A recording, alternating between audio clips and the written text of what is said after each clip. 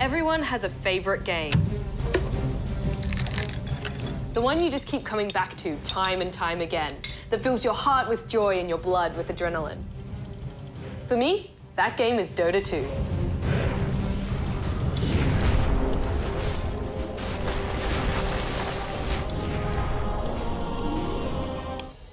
Dota 2 is a multiplayer online battle arena, or MOBA. Like a good coffee, its flavors are complex, its competition is hot, and its possibilities are endless. If only my coffee was endless. On the surface, it's fairly simple. 2 teams of 5 battle it out using 3 laneways to travel to their opponent's base and destroy a big building called the Ancient for victory. But peer a little further into the looking glass and you'll find an intensely intricate game. Objectives can change from minute to minute. Hundreds of items can alter your stats and abilities, and there are 115 different heroes to choose from.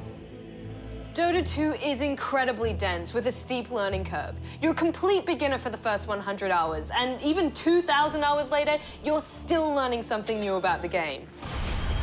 Each match of Dota starts exactly the same. You choose a hero and jump into the same map. But when you get there, every game is vastly different. The combination of heroes that have been chosen will drastically affect how the game plays and how it feels. For example, there's a hero called Techies who hides bombs all over the map. He's not very useful in fights, but by putting booby traps everywhere, he stops the enemy team from advancing and slows down the game. The longer the game, the more opportunities to accumulate gold and items. There are some that scale really well into the late game, like Spectre, and some that are strong early game but taper out, like Night Stalker. So if your hero scales really well, your damage can get absolutely huge. Who you and everyone else in the match choose to play has a massive effect on how the game will go. Not only that, but every role is helpful and important. So no matter how you like to play, there's something for you. Supports can help keep teammates alive and buy wards to give vision on the map. Carries grow big and strong, so they can devastate the enemy team. Time is the cruelest cut. And if you're good enough, you can even be silly and play a support as a carry.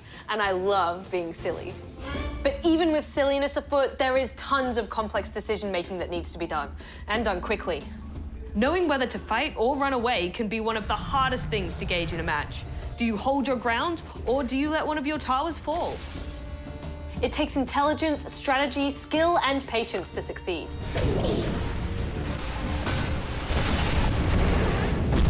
One of the other things that I love about Dota is that it's entirely free. Anyone with a computer can download it and play. There's no paid heroes, no content that you're locked out of, and no energy that has to replenish before you can play again. The whole thing is $0. It's the same model that hyper-popular game Fortnite uses to extreme success. It's accessible to everyone, and I love that. Like Fortnite, you can spend money on cosmetic items that make your characters look cool, but they're entirely optional and give you no competitive advantage. Your advantage is your knowledge and your quick hands. Knowing what items and abilities do and when to use what is crucial, and it's not easy. Each small element affects everything else, and it can take years to learn what works really well. You pretty much need to learn every hero, ability, and item in order to plan your victory successfully. There's no persistent leveling, meaning that each new game you start from zero, with nothing but your skill and wits to carry you to victory. I'll give it my all. This makes the game incredibly fair, and a competitive game needs to be fair if it's going to be any good. In fact, you play the exact same version of the game that the pros play in the big esports competitions. And when I say big, I mean big. Dota 2 has a really strong esports scene, with highly skilled professional players who do things that seem impossible. They play the game in a way that you didn't know it could be played, with lightning-fast reflexes and decision-making. Seeing these pros at work is mesmerizing, and watching Dota competitions is one of my favorite things to do, especially the big kahuna of all esports competitions, the International. The battle begins. The International is an annual Dota 2 competition that continually boasts the highest prize pool in esports history. Since 2013, they've been using profits from the sale of in-game items to grow the prize pool, and each year fans try to break the previous year's record. In 2017, the prize pool was over 24 million US dollars, which is roughly 33.5 million Australian. The winning team took home over $11 million, which is an insane amount of money. That brings out the biggest and the best around the world. People who live and breathe Dota and compete on a level that I can only dream of. The International is the creme de la creme of all esports events, and I feel so lucky that it also happens to be for my favorite game in the world, Dota 2.